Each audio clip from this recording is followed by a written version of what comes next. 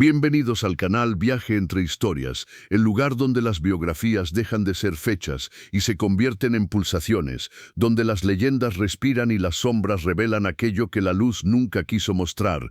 Y hoy nos adentramos en una existencia que desafía cualquier lógica moral o narrativa, una vida donde el triunfo absoluto y la caída más devastadora convivieron dentro del mismo cuerpo. Un hombre cuyo nombre se transformó en un símbolo universal de gloria y al mismo tiempo en el eco inquietante de una tragedia pública, lo recordamos como el rey que con un gesto preciso de una mano cubierta por un guante resplandeciente, era capaz de paralizar estadios enteros desde Tokio hasta Nueva York, provocando desmayos colectivos y gritos que parecían sacudir el aire mismo. Pero también persiste la imagen de una figura encorvada capturada por cámaras de tribunales y paparazzi, escondida tras mascarillas quirúrgicas y paraguas oscuros, como si intentara desaparecer del mundo que él mismo había conquistado, y surge entonces la pregunta inevitable de cómo pudieron coexistir dos naturalezas irreconciliables dentro de una sola existencia física. Por un lado, el perfeccionista implacable, el arquitecto del ritmo, el estratega frío que edificó la maquinaria musical más poderosa del siglo XX. Y por el otro, un niño asustado que temía la oscuridad incluso con el cabello encanecido, que dormía rodeado de peluches como si fuesen guardianes contra la noche, que buscaba con desesperación una forma de amor absoluto que le fue negada antes incluso de aprender a leer. El mundo insiste en dividirlo todo en blanco y negro, ironía cruel si pensamos en el destino de nuestro protagonista. Durante décadas los tabloides pegaron etiquetas como si nombrar fuera comprender: loco, santo, víctima, depredador, y sin embargo la verdad, como en las tragedias antiguas, no se encuentra en el punto medio, sino en otra dimensión donde las categorías se desintegran. Esta historia no trata de crimen y castigo en el sentido jurídico habitual, es la crónica del precio devastador que un ser humano paga cuando intenta detener el tiempo y desafiar las leyes naturales. Recorreremos este trayecto desde el aire denso impregnado de acero de las calles de Gary, Indiana, donde el silbido del cinturón paterno moldeaba la disciplina del futuro, ídolo, hasta el silencio estéril y casi clínico de una mansión alquilada donde un corazón se detuvo incapaz de soportar el peso de su propia fama. Cruzaremos las rejas de Neverland, no como fiscales ni como devotos, sino como exploradores de un alma compleja que intentó ofrecer magia al mundo sin destruir al mago que la producía. Y si estás dispuesto a observar esta historia sin prejuicios, dejando atrás los titulares estridentes que durante años intentaron dictarte qué pensar, suscríbete a nuestro canal. Aquí no dictamos sentencias, intentamos comprender la anatomía del destino, porque para entender la inevitabilidad del final debemos regresar al origen, allí donde a un niño le arrebataron la infancia para entregársela al resto del planeta, sin que nadie sospechara que esa deuda regresaría con intereses monstruosos. Jackson Street, número 2300, suena hoy como el inicio de un cuento brillante dentro de la mitología pop, pero a finales de los años 50 era apenas una pequeña caja revestida de paneles blancos encajada entre chimeneas industriales. 2 habitaciones, un baño y 11 personas respirando el mismo aire espeso. Gary jamás fue un lugar para soñadores. Era una ciudad de acero, gris, de manos endurecidas y jornadas interminables. Y en esa atmósfera de presión constante comenzó a moldearse el carácter del futuro rey. Aunque para comprender a Michael primero debemos mirar a Joseph, la historia ha pintado a Joe Jackson con un solo color oscuro, el supervasión severo con un cinturón siempre listo, pero si queremos acercarnos a la verdad, debemos verlo también como un hombre obsesionado con la supervivencia. Trabajaba como operador de grúa en la antigua planta de Inland Steel, observando a diario cómo el trabajo pesado trituraba a los hombres hasta convertirlos en polvo, y juró que sus hijos jamás cruzarían las puertas de aquella fábrica. Su dureza no nacía del placer del castigo, sino de la convicción de estar tallando diamantes con las únicas herramientas que conocía, el miedo y la disciplina. Si los niños ya dormían y yo decidía que era hora de ensayar, La noche se interrumpía sin contemplaciones, y las voces infantiles debían levantarse de la cama como soldados llamados a formación. El cansancio no era una excusa, y el silencio del vecindario industrial se llenaba de acordes obligados. Si alguno desafinaba o perdía el compás, la corrección llegaba en forma física, directa, sin metáforas, y para el pequeño Michael, el más dotado y al mismo tiempo el más sensible de los hermanos, comenzó a grabarse una ecuación aterradora que lo acompañaría durante toda su vida. El amor equivale a la perfección. Si eres impecable estás a salvo, si deslumbras no te castigan, y en aquella sala sofocante donde empujaban los muebles contra las paredes para liberar un rectángulo de suelo destinado al baile, ocurrió la primera y quizá la más irreversible sustracción de su existencia. Imaginen la escena detenida como un fotograma. Un niño de 5 años con ojos que parecen demasiado antiguos para su rostro observa desde la ventana. Detrás del vidrio fino, otros niños corren tras una pelota, juegan béisbol improvisado.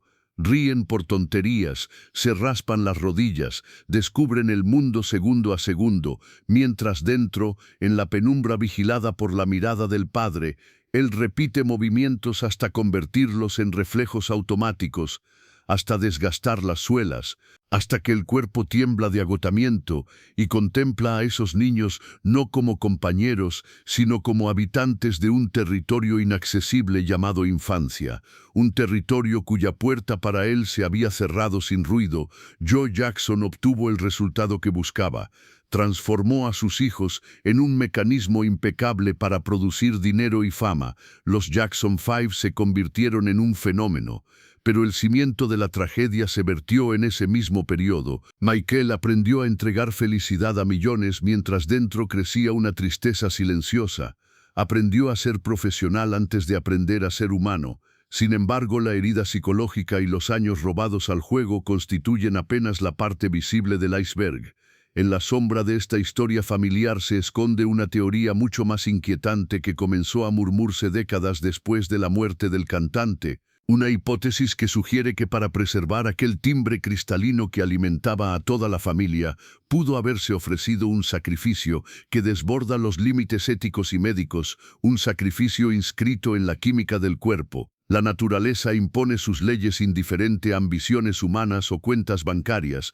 Para cualquier prodigio masculino existe un umbral inevitable llamado pubertad, el instante en que la voz de cristal se quiebra, se vuelve grave y pierde para siempre la pureza que hechiza al público. Para la familia Jackson, cuyo sustento dependía del timbre único de Michael, el crecimiento del solista no era un proceso biológico, sino una amenaza económica, y aquí entramos en un terreno inestable, en el dominio de teorías imposibles de demostrar pero inquietantemente capaces de explicar lo inexplicable. Años después de la muerte del artista, su médico personal Conrad Murray, figura polémica y condenada por su fallecimiento, mencionó una hipótesis que estremece: la posibilidad de que Michael hubiese sido sometido a una castración química. Es fundamental entender que se trata solo de una teoría proveniente de una fuente discutida, pero si por un instante se contemplara como cierta, toda la tragedia posterior adquiriría una dimensión aún más perturbadora. No hablamos de prácticas medievales, sino de procedimientos que aparentaban cuidado médico. Alrededor de los 12 o 13 años, Michael comenzó a sufrir problemas cutáneos, algo común en la adolescencia, y para un rostro constantemente expuesto a cámaras, el acné representa una preocupación real, según la teoría de Murray. El tratamiento elegido bajo supervisión paterna incluyó inyecciones de un fármaco hormonal utilizado para reducir la producción de grasa cutánea y limpiar la piel, un medicamento eficaz pero con efectos secundarios bien conocidos. Bloquea la acción de las hormonas masculinas y retrasa la maduración sexual. Si se administra durante el crecimiento activo, la laringe no experimenta los cambios que profundizan la voz. Las cuerdas vocales permanecen flexibles y juveniles, mientras los pulmones aumentan de volumen con el desarrollo corporal. Observen a Michael Jackson desde una perspectiva fisiológica, la ausencia de vello facial y corporal durante gran parte de su vida. El cuerpo del artista también parecía narrar una historia silenciosa. La estructura ósea inusual, La estatura elevada acompañada de extremidades desproporcionadamente largas y hombros anchos, rasgos que algunos especialistas asocian con alteraciones hormonales durante la adolescencia, y por supuesto aquella voz, el tenor agudo suspendido entre lo masculino y lo infantil, capaz de alcanzar notas que permanecen fuera del alcance de la mayoría de los hombres adultos. Si esta hipótesis fuese cierta, estaríamos frente a una tragedia de escala clásica, porque Michael no solo temía crecer en el plano psicológico, su organismo habría quedado suspendido en una juventud permanente, su cuerpo convertido en instrumento, en un violín perfectamente conservado mientras se sacrificaba la naturaleza del músico que debía tocarlo. Recibió una voz capaz de conquistar el planeta entero, pero el precio pudo haber sido la posibilidad de convertirse plenamente en hombre. Desde el punto de vista biológico, esta teoría arroja una luz inquietante sobre muchas peculiaridades de su vida posterior, su inclinación perpetua hacia el juego, su aparente asexualidad, su manera de percibirse como un niño incluso en la adultez. Quizá todo ello no se originaba únicamente en la psique, sino también en la química, como si hubiese quedado atrapado dentro de un cuerpo que nunca completó su ciclo natural de transformación. Pero incluso si dejamos de lado las especulaciones médicas, permanece un hecho psicológico imposible de negar. Michael sentía que lo amaban únicamente mientras cantaba. Su valor parecía medirse por la pureza de cada nota, y cuando finalmente logró escapar del estrecho universo del conjunto familiar, ya cargaba una herida profunda, estaba dispuesto a huir del padre, de los recuerdos de Gary, de la infancia que no le pertenecía. Ansiaba crear un mundo propio donde él dictara las reglas. Y el primer paso hacia esa fuga fue un álbum concebido como declaración de independencia, ya no el niño con maracas, sino una entidad creativa autónoma. Aunque la pregunta permanecía suspendida en el aire, ¿estaba el mundo preparado para recibirlo así? El año 1979 marcó un punto sin retorno. Para Michael no fue solo el lanzamiento de un nuevo disco, sino un acto de separación comparable a escapar de una prisión de máxima seguridad. Tenía 21 años cuando tomó una decisión impensable: destituir a su padre como representante, un gesto que lo desgarró con una culpa cultivada durante años por Joe Jackson, pero el deseo de crear resultó más fuerte que el miedo al castigo. Durante el rodaje de la película El Mago conoció a Quincy Jones, el hombre que percibió en él no a un niño prodigio, sino al arquitecto de una nueva era musical.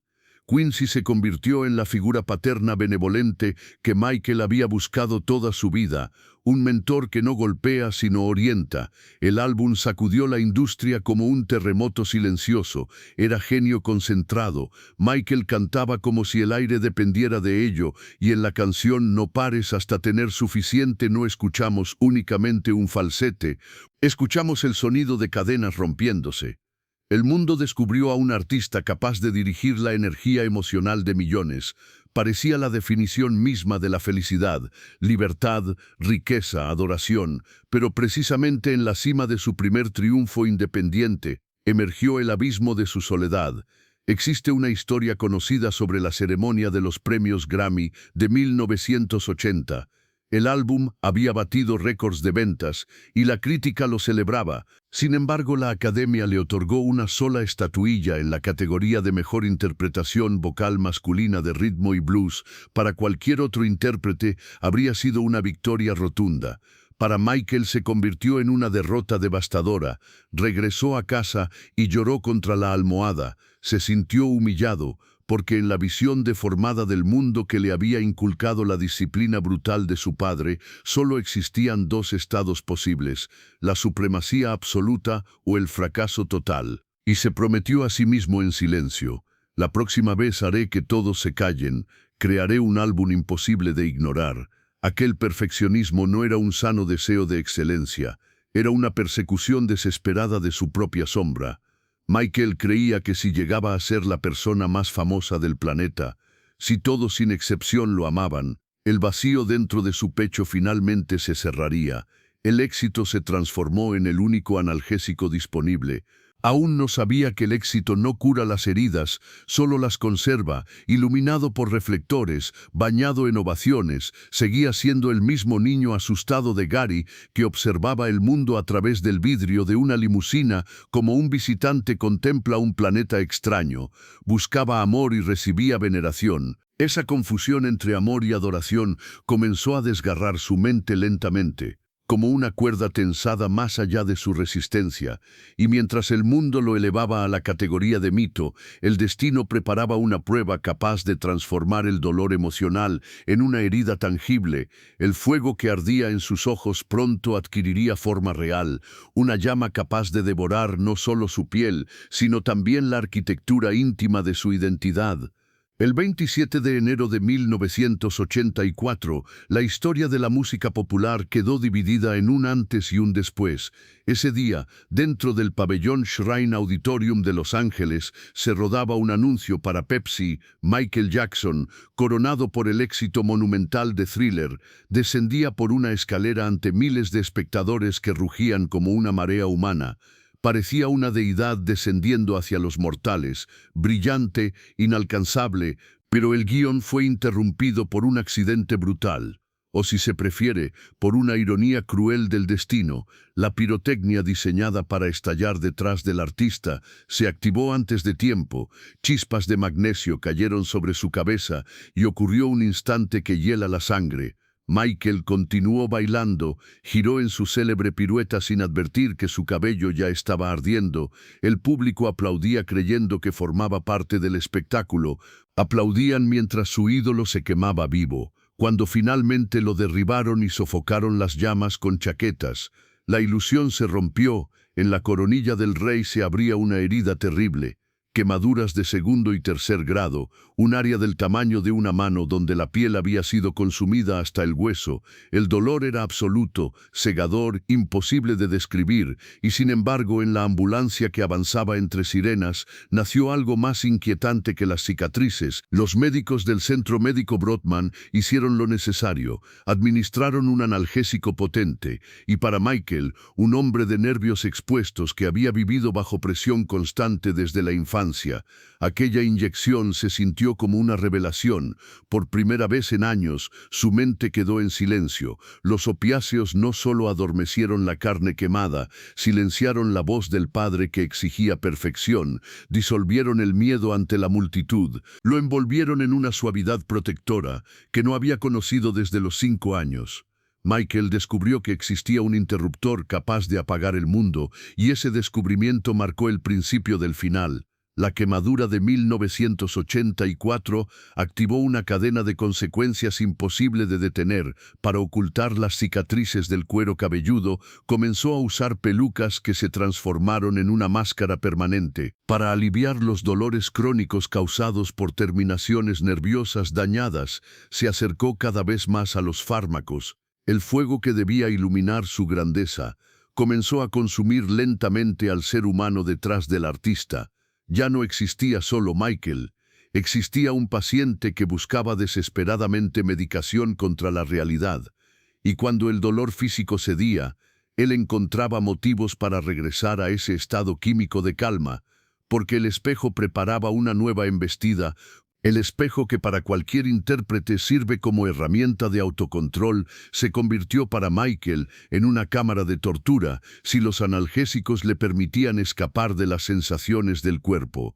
El bisturí se transformó en el instrumento para huir de su propia genética. El mundo observó con desconcierto cómo el rostro del artista negro más famoso del planeta comenzaba a aclararse. Los tabloides gritaban traición racial, deseo de blanquearse, rechazo de su origen, pero la verdad, escondida bajo capas de maquillaje profesional, era mucho más simple y más cruel. Décadas después, una autopsia cerraría el debate. Vitiligo, una enfermedad autoinmune que destruye el pigmento de la piel. Imaginemos el terror de un hombre cuyo rostro constituye una marca valorada en miles de millones, cuando descubre las primeras manchas blancas extendiéndose sobre su piel. No intentaba convertirse en blanco, intentaba convertirse en uniforme, Cuando las manchas cubrieron gran parte del cuerpo, el único recurso fue utilizar potentes cremas despigmentantes para igualar el tono con las zonas donde la enfermedad ya había vencido. No era un capricho de Estrella, sino la estrategia desesperada de un paciente que perdía su propio rostro. Pero si la piel representaba una traición de la naturaleza, los rasgos faciales Michael los modificó de manera consciente, con la obsesión de un escultor incapaz de concluir su obra. Psicólogos que estudiaron su biografía coinciden en que cada rinoplastia, cada modificación del mentón, era un intento de borrar del espejo el reflejo de Joe Jackson. El padre que en la infancia se burlaba de su nariz, demasiado grande, sembró en él un complejo devastador, la dismorfofobia, ese trastorno que hace ver deformidad donde otros ven normalidad, se convirtió en su compañera constante. No se sometía al bisturí por belleza en el sentido convencional, intentaba extirpar de su propio rostro la sombra de su padre. Modelaba un rostro que no tuviera nada que ver con Gary, Indiana, con el hollín industrial ni con las humillaciones incrustadas en la memoria. Diseñaba una apariencia como si perteneciera a un personaje animado, eternamente joven, de rasgos delicados y un mentón con hoyuelo que la naturaleza nunca le concedió, una reconstrucción destinada a borrar el origen y fabricar un ideal. Para él aquellos cambios representaban un camino hacia la perfección, hacia una figura casi divina, sin edad ni raza. Mientras la sociedad observaba desconcertada y veía locura donde él buscaba redención, y en la segunda mitad de los años 80 la prensa le impuso un apodo que hería más que cualquier bisturí: Waco Yaco, el Jack trastornado. Pocos comprendían que no se trataba de un millonario excéntrico divirtiéndose con cirugías, sino de un hombre profundamente traumatizado intentando separarse físicamente de su pasado. Deseaba ser amado por todos, pero con cada modificación levantaba un muro que lo hacía parecer menos humano y más ajeno, como un visitante de otro planeta. Hacia el final de la década la metamorfosis estaba completa. El espejo ya no reflejaba al niño que cantaba ABC ni al joven que grabó Thriller, devolvía la imagen de un ser sin edad, preparado para existir en un mundo donde las reglas humanas carecen de peso, y ese mundo se volvió imprescindible porque la realidad se estrechaba y se volvía hostil. Ya no podía habitar entre personas que lo miraban como una rareza. Necesitaba un lugar donde su nueva apariencia resultara normal, donde la fantasía sustituyera a lo cotidiano, no una simple mansión, sino un reino entero. En marzo de 1988 Michael Jackson realizó una compra que lo separaría definitivamente del resto de la humanidad. Adquirió el rancho Sycamore Valley en California por una suma cercana a los $20 millones. No fue una inversión inmobiliaria convencional, fue un intento de comprar el tiempo que le arrebataron en la infancia mientras actuaba en clubes llenos de humo. En lugar de jugar en la arena, rebautizó la propiedad como Neverland, inspirándose en la tierra mágica creada por James Barrie para Peter Pan, el niño que se negó a crecer. Y si Peter necesitaba polvo de hada para volar, Michael necesitó millones y un ejército de ingenieros para obligar a la física y a la sociedad a retroceder más allá de las rejas de su dominio. Sobre 2.700 acres comenzó la construcción de una utopía. No era la casa de una estrella, sino un estado soberano, donde el único gobernante, legislador y principal niño era él mismo. Ordenó levantar un parque de atracciones completo con rueda de la fortuna, carruseles y montañas rusas. Trajo elefantes, jirafas y tigres para formar un zoológico privado. Un tren de vapor auténtico recorría la propiedad con conductores uniformados, mientras altavoces ocultos entre los macizos de flores reproducían sin descanso melodías de dibujos animados. Los psicólogos llamarían a esto hipercorrección grandiosa. En Gary, el horizonte estaba cubierto por humo industrial y los juguetes eran ratas. Aquí, en el Valle de Santa Inés, construía un anti-Gary. El aire no olía a metal, sino a palomitas acarameladas y algodón de azúcar gratuitos para cualquier visitante. Estatuas de niños congelados en juegos eternos salpicaban los jardines, recordándole un mundo perfecto donde nadie envejece, nadie traiciona y nadie exige firmar contratos, pero el cuento tenía un reverso inquietante. Neverland fue concebido como fortaleza, altas vallas y seguridad estricta debían proteger el frágil universo del rey del cinismo adulto, de los paparazzi y del dolor. Sin embargo, al cerrar los portones, no solo impedía la entrada del mal exterior, también se aislaba de la realidad. Dentro de ese perímetro, las normas sociales perdían vigencia.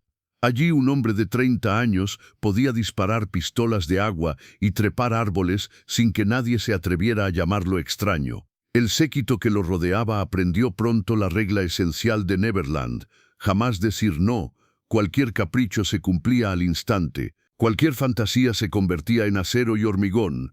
Había creado un vacío donde su percepción distorsionada del mundo no encontraba resistencia. Y precisamente esa ausencia de límites que Michael interpretaba como la forma suprema de libertad se convirtió en el cimiento de la catástrofe que se aproximaba. Él creía haber construido un paraíso donde por fin estaría a salvo, pero en realidad levantó una jaula dorada cuyas llaves arrojó voluntariamente lejos de sí mismo, dentro de ese mundo artificial donde el helado nunca se derretía y las risas parecían repetirse como grabaciones eternas. Comenzó a perder los últimos puntos de referencia que lo conectaban con la realidad objetiva, y en ese Edén diseñado por sus propias manos, desprovisto de normas adultas, empezó a invitar a quienes consideraba los únicos habitantes dignos de su reino, porque para Michael Jackson el universo adulto era un territorio de traiciones interminables. En su sistema de coordenadas, cualquier persona mayor de 18 años terminaba convirtiéndose en alguien que exigía algo. Los abogados pedían firmas, los promotores fechas, los familiares cheques, las mujeres estatus, los adultos mentían, fingían, lo miraban no como a un ser humano, sino como a una marca ambulante de la corporación Sony. Los niños eran la excepción absoluta, no sabían nada del valor de sus acciones ni de las posiciones en las listas musicales. No lo querían por ser el rey del pop, sino porque era divertido lanzarse globos de agua con él. En sus ojos veía el reflejo que buscaba desesperadamente frente al espejo, no el ídolo sino el amigo, y esa sed de amor incondicional, gratuito, lo empujó hacia una decisión que dividiría su vida en un antes y un después. Comenzó a abrir las puertas de su dormitorio, y en ese espacio íntimo donde se revela la esencia de cualquier persona se desarrolló el drama central de su biografía. Para el mundo exterior regido por el psicoanálisis y los códigos penales, un hombre de 35 años compartiendo cama con niños ajenos es una señal inequívoca de alarma, una sirena que anuncia patología. En nuestra realidad eso se denomina abuso, pero la tragedia de Michael residía en que aparentemente no habitaba nuestra realidad. En su mente detenida en algún punto entre los 11 y los 12 años, aquello no poseía connotación sexual alguna. Más tarde, en entrevistas polémicas, preguntaría con una ingenuidad desconcertante: ¿qué tiene de malo compartir la cama con alguien a quien amas? ¿Acaso no duermen ustedes con sus hermanos? Extrapolaba su experiencia en la casa hacinada de Gary, donde dormir juntos era una cuestión de supervivencia y calor. A sus relaciones con los hijos de amigos, les ofrecía leche tibia con galletas, veían dibujos animados hasta el amanecer. Les cedía la cama mientras él dormía en el suelo o se acomodaban en direcciones opuestas. Para él aquello representaba la forma suprema de confianza, la construcción de la familia que nunca tuvo, una familia sin exigencias, sin contratos, sin dolor. Se veía a sí mismo como Peter Pan guiando a los niños perdidos lejos del mundo adulto cruel y aburrido. Pero el problema era que no era Peter Pan, era un hombre biológicamente adulto con un poder económico y simbólico colosal. Y allí chocaron dos verdades incompatibles. La verdad de Michael: soy la persona más inocente del mundo, solo quiero regalarles magia.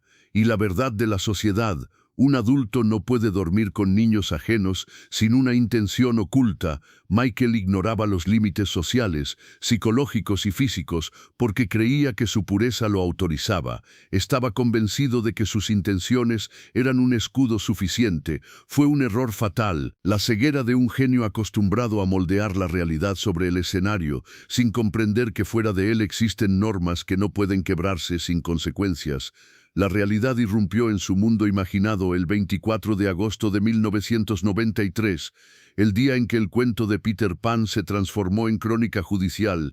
Las acusaciones no surgieron de un extraño, sino del centro de su círculo cercano, Jordan Chandler, un niño de 13 años al que Michael consideraba amigo, junto con su padre Evan Chandler. Se convirtieron en los arquitectos del primer derrumbe. La historia que presentaron era estremecedora en sus detalles, pero también contenía otra capa, una capa de cálculo frío y estratégico. Tiempo después saldría a la luz una grabación telefónica en la que Evan Chandler afirmaba con frialdad: «Si llevo esto hasta el final, ganaré a lo grande». Palabras que no sonaban como el grito desesperado de un padre ofendido, sino como el cálculo de un plan financiero. Pero para Michael aquello no fue un problema jurídico, sino un golpe metafísico. No podía comprender cómo aquello que él consideraba afecto puro y cuidado podía ser interpretado como algo sucio. El universo que había construido sobre la fe en la inocencia infantil se derrumbó de golpe.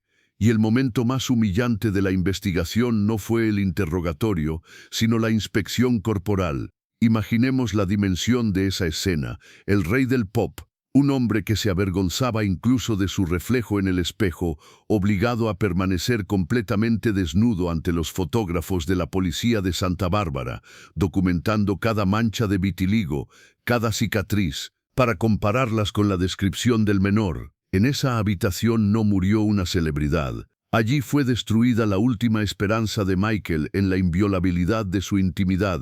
Psicológicamente jamás se recuperó de ese acto de exposición forzada. Y entonces se cometió el error estratégico que el mundo nunca le perdonaría. Su imperio se tambaleaba, la gira estaba en riesgo, los patrocinadores rompían contratos, los abogados y las aseguradoras insistieron en un acuerdo.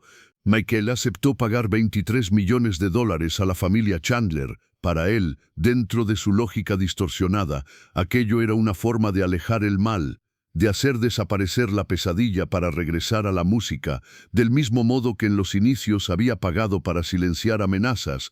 Ahora volvía a pagar para comprar silencio, pero para una sociedad acostumbrada a pensar en términos de culpable o inocente. Ese cheque se interpretó como una confesión firmada. El caso penal se cerró por falta de pruebas, cuando el muchacho se negó a testificar en juicio, pero el veredicto público quedó sellado. La reputación que había construido durante 3 décadas se agrietó como vidrio bajo presión. En esos meses de 1993, los medicamentos dejaron de ser un recurso contra el dolor físico y se convirtieron en el único modo de apagar una conciencia incapaz de procesar la traición. Las pastillas aumentaban mientras la realidad se volvía insoportable. Michael comprendió que la imagen del niño eterno ya no lo protegía. El mundo había visto en Peter Pan a un depredador. Necesitaba con urgencia una nueva máscara, un escudo que demostrara que era un hombre adulto normal. Y en esa búsqueda dirigió su mirada hacia una mujer cuya sangre llevaba una herencia real y trágica tan pesada como la suya. La unión celebrada en mayo de 1994 en la República Dominicana parecía escrita por el dramaturgo más cínico de Hollywood. El rey del pop y la hija del rey del rock and roll, 2 apellidos monumentales del siglo XX unidos por un guión. El planeta, que hasta hacía poco debatía acusaciones escandalosas, quedó paralizado por la sorpresa. Era la mayor maniobra publicitaria de la historia, un intento de construir un certificado de heterosexualidad o el grito desesperado de 2 almas infinitamente solitarias. Lisa Marie Presley quizá era la única persona capaz de comprender a Michael sin palabras. Tenía 26 años y había crecido en Grassland, en el epicentro del mismo huracán de adoración que ahora rodeaba Neverland. Sabía lo que significa ver cómo la multitud devora a quien amas. Había observado cómo ese mecanismo consumió a su padre Elvis. Y en Michael reconoció la misma fractura fatal. Para él, ella representaba un salvavidas, la primera mujer de su vida que con absoluta certeza no necesitaba su dinero ni su fama. Poseía un legado propio de peso comparable. Junto a ella podía intentar interpretar el papel que la sociedad exigía: esposo, hombre, cabeza de familia. Era un intento de normalización, la aspiración de levantar una fortaleza donde los tabloides no pudieran penetrar, pero la dinámica de su relación pronto se transformó en una tragedia, donde uno intenta rescatar al otro de arenas movedizas, mientras el otro arrastra al Salvador hacia el fondo. Lisa Marie, dotada de una firmeza implacable y una intolerancia absoluta hacia la mentira, se atrevió a intentar lo que nadie en el entorno de Jackson había osado hacer.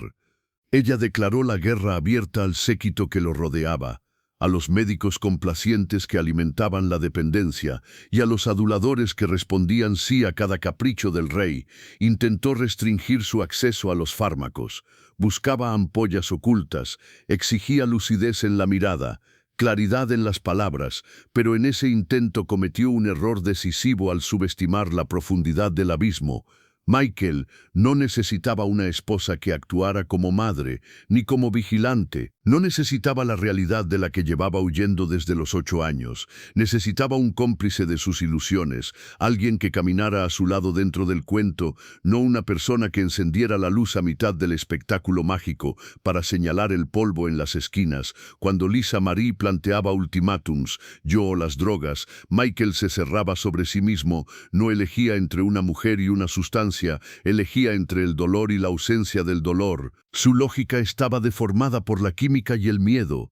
Quien intenta quitarle el medicamento intenta devolverlo al infierno del insomnio y la ansiedad, y por lo tanto se convierte en enemigo incluso si ama. Sus apariciones públicas, como aquel beso incómodo y casi agresivo en los premios de MTV, parecían una representación teatral fallida. Michael apretaba su mano con una fuerza excesiva, como si quisiera gritar al mundo: miren, soy normal, pero en sus ojos ya se insinuaba un vacío imposible de disimular.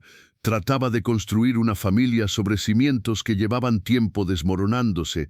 El matrimonio se rompió apenas un año y medio después. En 1996 Lisa Marie se marchó, admitiendo su derrota frente a demonios más fuertes que el amor.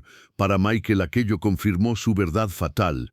Las relaciones adultas son imposibles, traen exigencias y dolor. Los únicos que lo aceptan sin condiciones ni demandas son los niños. Quedó solo en su inmensa propiedad silenciosa, y cuando el intento de convertirse en un hombre común fracasó, el péndulo osciló hacia un extremo aún más inquietante. Si la familia tradicional no funcionaba, construiría la suya propia bajo reglas nuevas, ignorando las leyes biológicas y sociales. Necesitaba herederos, pero ya no necesitaba una esposa. Quería hijos que le pertenecieran únicamente a él. Poco después del divorcio apareció en su vida una nueva figura: Debbie Rowe, asistente de su dermatólogo. La relación carecía del brillo romántico que rodeó su matrimonio con Presley. Era un acuerdo sostenido por un pragmatismo casi clínico. Michael deseaba hijos, Debbie deseaba concederle ese sueño. En 1997 nació Prince Michael, y un año después Paris. Las circunstancias de su nacimiento permanecen envueltas en rumores sobre fertilización asistida y material genético donado. Pero para Jackson la biología era secundaria, lo esencial era que por fin era padre. Había creado su propio clan diminuto, aislado de la crueldad exterior, aunque precisamente allí su impulso protector comenzó a adoptar formas inquietantes. Los velos y máscaras sobre los rostros de los niños para ocultarlos de los fotógrafos se convirtieron en símbolo de un cuidado sofocante. Quería ofrecerles el anonimato que él nunca tuvo, pero terminó transformando su infancia en un extraño carnaval de ocultamiento.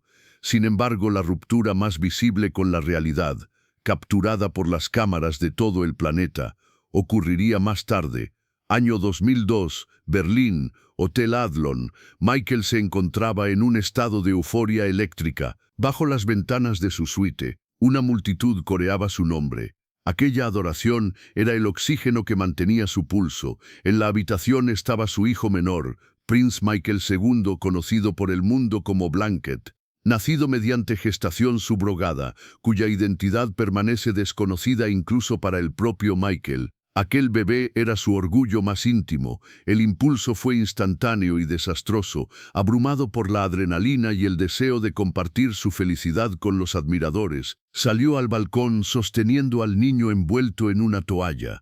Lo que ocurrió en los segundos siguientes transformó para siempre la percepción pública del rey del pop. Inclinó el cuerpo del bebé por encima de la barandilla del cuarto piso. Sujetándolo con una sola mano, el pequeño quedó suspendido sobre el vacío, su rostro cubierto por la tela mientras Michael sonreía a la multitud. En su mente era una escena salida de El Rey León, el sabio Rafiki elevando a Simba sobre la sabana para presentar al heredero ante el mundo, un gesto de entrega, un acto supremo de amor y orgullo. Pero desde abajo, desde la acera y a través de los objetivos de las cámaras, aquello no parecía un gesto de orgullo paternal, sino un acto de locura pura. El mundo no vio a un padre feliz, sino a un hombre que había perdido el instinto de autopreservación y la comprensión elemental del peligro físico. Bastaba un movimiento torpe, una palma sudorosa, un segundo de distracción, y la tragedia habría sido irreversible. Los flashes congelaron el instante. El pequeño cuerpo suspendido sobre el vacío y el rostro de Michael deformado por una euforia desbordante. Cuando lo introdujo de nuevo en la habitación, la multitud ya no gritaba con la misma intensidad. Un escalofrío colectivo recorrió la plaza. Aquel episodio marcó una frontera invisible. Si antes sus excentricidades provocaban sonrisas o desconcierto, ahora despertaban miedo. Se volvió evidente que en el universo que había construido, hecho de cuentos e ilusiones, las leyes básicas de gravedad y seguridad parecían no existir. Se había acostumbrado tanto a que el mundo girara a su alrededor, que terminó creyendo que incluso la física obedecería su voluntad. Michael pidió disculpas después, calificándolo como un error terrible cometido en un arrebato emocional. Pero las explicaciones ya no funcionaban. Aquel balcón se convirtió en metáfora de toda su existencia. Vivía al borde del abismo, sosteniendo lo más valioso entre sus manos, convencido de que nunca caería, sin advertir que el abismo ya lo observaba de vuelta, y en esa profundidad lo esperaba un hombre dispuesto a aprovechar su ingenuidad y su desconexión con la realidad de la manera más implacable. Un hombre con cámara y voz suave, Martin Bashir, periodista británico con reputación de lograr que incluso las piedras hablaran, el mismo que había entrevistado a la princesa Diana. Llegó a Neverland no como enemigo, sino como oyente compasivo. Al menos así lo percibió Michael. Agotado por décadas de burlas y etiquetas, buscaba desesperadamente contar su propia verdad. Creía en el poder de la honestidad. Pensaba que si permitía a las cámaras entrar en su santuario, si mostraba cómo alimentaba a sus hijos, cómo compraba antigüedades en Las Vegas o cómo intentaba salvar al mundo mediante obras benéficas, el público finalmente vería a un ser humano y no una caricatura. Fue un error trágico de percepción. Michael pensaba que estaban filmando un cuento luminoso al estilo Disney, mientras Bashir construía un thriller psicológico. Durante 8 meses el periodista asentía, sonreía y elogiaba sus métodos afectivos. Michael se relajó. La vigilancia que sus costosos abogados habían construido durante años se derrumbó bajo el peso del simple deseo humano de ser comprendido. Olvidó que frente a él no estaba un terapeuta ni un amigo, sino un reportero cuya carrera dependía del impacto de una revelación. Y Michael le entregó esa revelación. En la escena culminante del documental aparece sentado junto a Gavin Arvizo, un niño de 13 años que había sobrevivido al cáncer y se había convertido en visitante habitual del rancho. Michael sostiene su mano mientras la cabeza del muchacho descansa sobre su hombro. La voz del rey del pop suena tranquila, casi soñadora, cuando pronuncia palabras que para millones de espectadores resonaron como una alarma. Afirma abiertamente que compartir la cama con niños es el gesto más amoroso del mundo, que no existe contenido sexual alguno, solo pureza y calidez.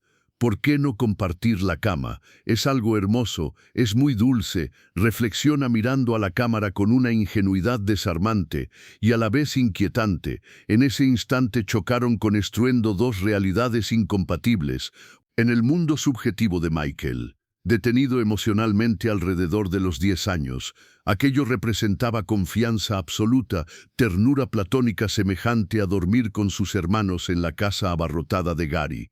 En el mundo objetivo de los adultos regido por leyes penales y normas sociales, esas palabras se transformaron no en una confesión de amor, sino en evidencia de un delito. La reacción fue inmediata e implacable. El edificio del tribunal en Santa María, California, se convirtió en un coliseo moderno, rodeado de miles de cámaras y fanáticos, pero el gladiador que entró en la arena distaba del rey que había electrizado estadios. Ante el jurado apareció una figura espectral. Llegaba tarde, temblaba, y en uno de los días más devastadores para su defensa, el 10 de marzo de 2005, Michael entró en la sala vistiendo pantalones de pijama. Sostenido por sus guardaespaldas, lo habían sacado literalmente de una cama hospitalaria tras una lesión de espalda. El mundo contempló a un hombre desmoronándose en tiempo real. Dentro del tribunal se enfrentaron dos visiones irreconciliables. El fiscal Tom Snedden, que había perseguido a Jackson durante más de una década, trazaba el retrato de un depredador calculador que suministraba a los menores lo que llamaba jugo de Jesús, vino blanco servido en latas de refresco. Aquello fue presentado como una historia de poder y corrupción, pero la defensa, meticulosamente construida por Thomas Mesereau, ofreció ante el jurado una verdad distinta y no menos trágica. Mostraron a un niño eterno atrapado en el cuerpo de un adulto, ingenuo y profundamente solo, convertido en blanco fácil para una familia con un pasado turbio, que vio en la vulnerabilidad de la estrella una oportunidad para obtener una fortuna. Y el 13 de junio de 2005, el planeta entero contuvo la respiración. Cuando el portavoz del jurado comenzó a leer el veredicto, el silencio dentro de la sala parecía un vacío físico. Cargo primero, no culpable. Cargo segundo, no culpable. Aquellas palabras se repitieron 14 veces. Desde el punto de vista legal, Michael Jackson quedaba completamente absuelto y libre, pero en la lógica de las grandes tragedias, la victoria a menudo tiene sabor a ceniza. La absolución salvó su libertad, pero destruyó definitivamente su mundo interior. Durante la investigación, la policía había irrumpido en Neverland, con órdenes de registro que Michael percibió como una violación física. 70 agentes registraron su dormitorio, revisaron sus pertenencias más íntimas, fotografiaron cada rincón de su refugio. La magia fue desmantelada por las manos ásperas de la ley. Poco después del juicio, Michael abandonó las puertas de la propiedad y declaró que jamás volvería a vivir allí. El lugar que había construido para impedir que la realidad entrara había sido profanado, jurídicamente había vencido, pero en los hechos se convirtió en un rey sin hogar con el alma desgarrada, y ahora debía encontrar un lugar en el planeta donde simplemente pudiera existir. El mundo observó el proceso como un espectáculo, pero pocos percibieron el silencio que llegó después de los créditos. A partir de 2005, Michael Jackson dejó prácticamente de existir como figura pública y se convirtió en una sombra itinerante, un nómada de lujo con crédito ilimitado y el corazón fracturado. Su primera parada fue Bahrein, no un destino turístico, sino un intento de refugiarse en una cultura donde la privacidad pesa más que el escándalo. El príncipe Abdullah, hijo del rey, le ofreció una villa y apoyo financiero con la esperanza de grabar un álbum conjunto. Michael caminaba por centros comerciales vestido con abaya femenina y velo, intentando volverse invisible, pero la paradoja de su existencia era que incluso ocultándose atraía miradas. Es imposible esconder un aura de tal magnitud bajo tela negra. Intentaba vivir como un hombre común, iba al cine, compraba juguetes, pero cada salida se convertía en una operación logística. Desde las arenas cálidas del Golfo Pérsico se trasladó a la frescura de Irlanda y luego a Las Vegas. Ya no tenía hogar, Neverland permanecía vacío y sellado, deteriorándose sin su dueño, mientras el rey del pop habitaba mansiones alquiladas trasladando a sus 3 hijos de una jaula dorada a otra. Y fue en ese periodo de silencio cuando el lazo financiero alrededor de su cuello se tensó definitivamente. El público veía lujo, los contadores veían desastre, sus deudas se acercaban a los 500 millones de dólares. Su principal activo era el catálogo Sony ATV, que incluía los derechos de canciones de los Beatles, pero incluso ese diamante había sido hipotecado y rehipotecado. Michael gastaba como un niño que ha entrado en una confitería sin comprender el concepto de presupuesto. Para él el dinero era combustible para construir fantasías, pero el mundo adulto exige pagar facturas. Su entorno cambiaba con velocidad caleidoscópica. Antiguos amigos y asesores capaces de decirle no fueron apartados o despedidos. En su lugar aparecieron nuevos gestores, médicos enigmáticos y figuras conocidas en la industria como facilitadores, personas cuya única función era aceptar cualquier deseo, con tal de conservar acceso a su cuerpo y su fortuna. Es la tragedia clásica del poder. Cuanto más alto el trono, más gruesa la muralla de aislamiento. Michael escuchaba únicamente lo que deseaba oír, y ese fue el principio del final. Sin embargo, el enemigo más devastador no era la deuda, sino el vacío interior para no sentir la humillación del juicio, para silenciar el dolor crónico de la espalda y las secuelas de las quemaduras. Se sumergía cada vez más en una neblina farmacológica, buscaba un estado donde no existieran la ansiedad, los recuerdos de los registros policiales, ni el temor al envejecimiento.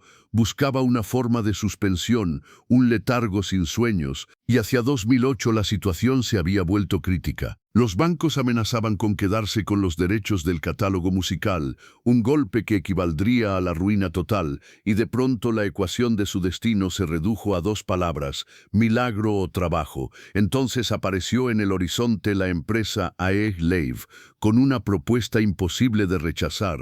No era solo un contrato de conciertos, era un salvavidas que en realidad funcionaría como ancla. Michael, exhausto, dependiente de medicamentos y alejado del escenario durante años, debía lograr lo imposible: regresar y volver a ser rey para salvar su propia vida. Marzo de 2009, Londres, una conferencia de prensa que se asemejaba más a un estallido colectivo que a un anuncio formal. Michael declaró la serie This Is It, asegurando que serían sus últimas reverencias, pero detrás de las gafas oscuras y la sonrisa rígida se ocultaba un hombre acorralado. La aritmética de esta tragedia era brutalmente simple. En un principio se hablaba de 10 conciertos en el O2 Arena, 10 presentaciones, exactamente lo que Michael creía poder soportar, suficientes para cubrir las deudas más urgentes y quizá más importante, para mostrar a sus hijos Prince Paris y Blanket quién era realmente su padre. Para ellos era solo papá, un hombre que se mudaba de mansión alquilada en mansión alquilada y evitaba las cámaras. Quería que vieran al rey. Quería ganar lo suficiente para comprarles un hogar definitivo, un lugar del que nadie pudiera expulsarlos. Pero la demanda fue histórica. Los organizadores percibieron una mina de oro. Los 10 conciertos se transformaron en 50 noches, para un hombre de 50 años que no había hecho giras durante una década, que pesaba poco más de 50 kilos y sufría dolores crónicos. Aquello era una sentencia firmada con tinta sobre un contrato. Los ensayos en el Staples Center se convirtieron en un teatro absurdo donde la genialidad luchaba contra el colapso físico. Los testigos describieron un contraste desgarrador. Cuando la música comenzaba, la magia regresaba, movimientos precisos, voz impecable, una presencia capaz de electrizar el aire. Los bailarines, jóvenes como sus propios hijos, lo observaban con reverencia, pero cuando el sonido se detenía, el rey se desmoronaba. Temblaba de frío sobre el escenario bajo el calor californiano, envuelto en varias capas de ropa. Estaba peligrosamente delgado. El director Kenny Ortega recordaría que algunos días parecía perdido, incapaz de comer por sí mismo, temblando como un niño extraviado. Su mente recordaba cada coreografía, pero el cuerpo se negaba a obedecer. La maquinaria del espectáculo ya estaba en marcha y no podía detenerse. Cientos de millones de dólares, seguros, reputaciones estaban en juego. Las entradas se agotaron en horas. El tren había partido sin frenos. Michael sentía cómo las paredes se estrechaban. Decía a su entorno: «Me van a matar». Entonces sonaba como paranoia, como síntoma de una mente exhausta. Hoy resuena como profecía. No podía cancelar los conciertos. Las penalizaciones destruirían lo poco que quedaba de su legado y el futuro de sus hijos. No podía presentarse. Sus reservas físicas apenas le permitían mantenerse en pie. Quedó atrapado entre las expectativas del planeta y los límites de la fisiología humana, y para soportar ese maratón, para obligar a su cuerpo desgastado a obedecer una última vez, necesitaba lo único que le era imposible: descanso. El sueño natural había abandonado su dormitorio hacía años. La noche no era reposo, sino un campo de batalla donde siempre perdía, tras ensayos extenuantes, cuando el cuerpo gritaba de dolor y la mente seguía repitiendo compases y esquemas de luces. Michael regresaba a la mansión alquilada en North Carolwood y se enfrentaba a su enemigo más silencioso: la quietud. La adrenalina que le permitía sostenerse en escena se transformaba en veneno en la oscuridad de su habitación. Los somníferos comunes, incluso en dosis capaces de derribar a un elefante, ya no surtían efecto. Su organismo había desarrollado una tolerancia inmensa a las benzodiazepinas. Suplicaba dormir como un viajero en el desierto suplica agua, pero su cerebro había olvidado cómo apagarse por sí solo. No necesitaba descanso, necesitaba un interruptor que extinguiera la luz de su conciencia. Y en ese punto de desesperación absoluta, la medicina cedió terreno a la negligencia criminal. Michael no buscaba un sedante común, buscaba anestesia. Lo llamaba su leche, un líquido blanco y espeso llamado propofol. Era un fármaco clínico, un anestésico de enorme potencia utilizado exclusivamente en quirófanos para inducir la inconsciencia antes de una intervención. Su administración exige monitorización constante del ritmo cardíaco y la respiración, equipo de reanimación disponible y personal especializado, preparado para intervenir en segundos. Emplearlo como remedio contra el insomnio en un entorno doméstico equivale a jugar a la ruleta rusa con 5 balas en el tambor. Pero junto a Michael apareció el doctor Conrad Murray, cardiólogo cargado de deudas que vio en él no a un paciente que necesitaba atención psiquiátrica y tratamiento para la dependencia, sino un billete dorado. Por $150,000 mensuales, aceptó traicionar no solo el juramento médico, sino el sentido común. Murray se convirtió en el hombre incapaz de decir no al rey, y la tragedia residía en que el propofol no produce sueño verdadero, induce un estado de inconsciencia farmacológica. El cerebro no atraviesa las fases necesarias de restauración. No existe sueño profundo ni fase REM indispensable para la salud mental. Michael no dormía, simplemente caía fuera de la realidad durante unas horas para despertar más agotado, desorientado y dependiente. Cada noche en su dormitorio se repetía el mismo ritual mortal: la vía intravenosa, el monitor, el líquido blanco, la oscuridad. Michael estaba convencido de haber encontrado salvación, el único modo de apagar el ruido interior y prepararse para el día siguiente. Ignoraba que cada falsa noche lo acercaba no a la recuperación, sino al borde del abismo. Su organismo, privado de descanso natural durante semanas, se sostenía sobre palabras vacías y soportes químicos. Hacia el 25 de junio de 2009 las reservas de su cuerpo se habían agotado por completo. El sistema de supervivencia que era él mismo funcionaba al límite. Bastaba un movimiento erróneo, una gota adicional, un minuto sin vigilancia para romper el frágil equilibrio entre el sueño artificial y la oscuridad definitiva. Y ese minuto llegó, la noche del 25 de junio en la mansión de North Carolwood Drive.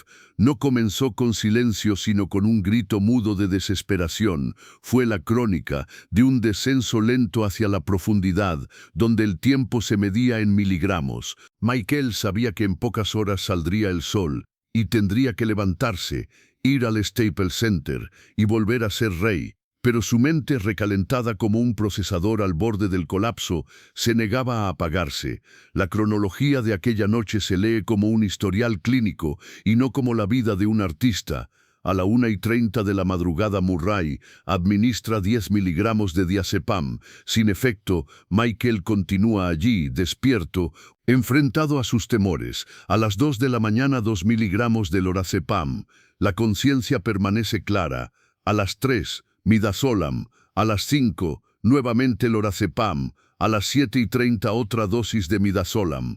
Una tormenta química capaz de derribar a un animal de gran tamaño, pero el organismo de Jackson, entrenado durante años para resistir el dolor y la realidad, seguía en vigilia. Permanecía acostado con los ojos abiertos, observando cómo el amanecer se filtraba por las cortinas pesadas. Para él la luz no anunciaba un nuevo día, sino el fracaso de la noche. «Tengo que estar listo para el espectáculo», susurraba suplicando al médico. «Por favor, dame la leche. Solo eso funciona». A las 10:40 de la mañana Conrad Morissette viola todos los protocolos de seguridad imaginables al inyectar 25 miligramos de propofol en la vena de un hombre cuya sangre ya contenía un cóctel de sedantes. Fue el momento en que se apretó el gatillo. Por fin llegó el silencio esperado. Michael cerró los ojos. El ruido interno se extinguió. Murray, convencido de que la situación estaba bajo control, cometió el error fatal. Dejó solo al paciente durante unos minutos, tal vez para ir al baño, tal vez para hacer una llamada. En medicina de emergencia, 2 minutos son una eternidad. En ese lapso, el centro respiratorio del cerebro, deprimido por el propofol y las benzodiazepinas, dejó de enviar señales a los pulmones. El pecho se detuvo, el corazón que había resistido el fuego de 1984, la humillación de los tribunales, el amor de millones y la soledad del genio. Dio un último latido débil y se detuvo. En la habitación no había música ni aplausos, solo el zumbido constante del concentrador de oxígeno y un silencio más aterrador que cualquier grito. El hombre que pasó la vida intentando escapar de la realidad hacia un mundo de sueños, encontró finalmente un reposo eterno. Pero el precio de ese descanso fue absoluto. Cuando el médico regresó ya era demasiado tarde.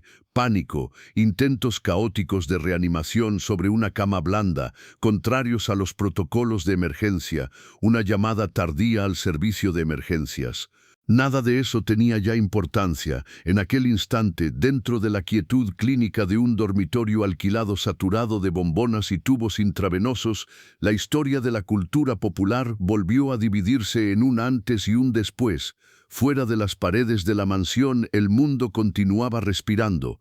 Los fanáticos revisaban sus entradas para los conciertos, pero el universo de Michael Jackson se había comprimido en un punto negro sin retorno. Y lo más estremecedor aún estaba por llegar, el momento en que ese silencio insoportable saldría al exterior y cubriría el planeta entero.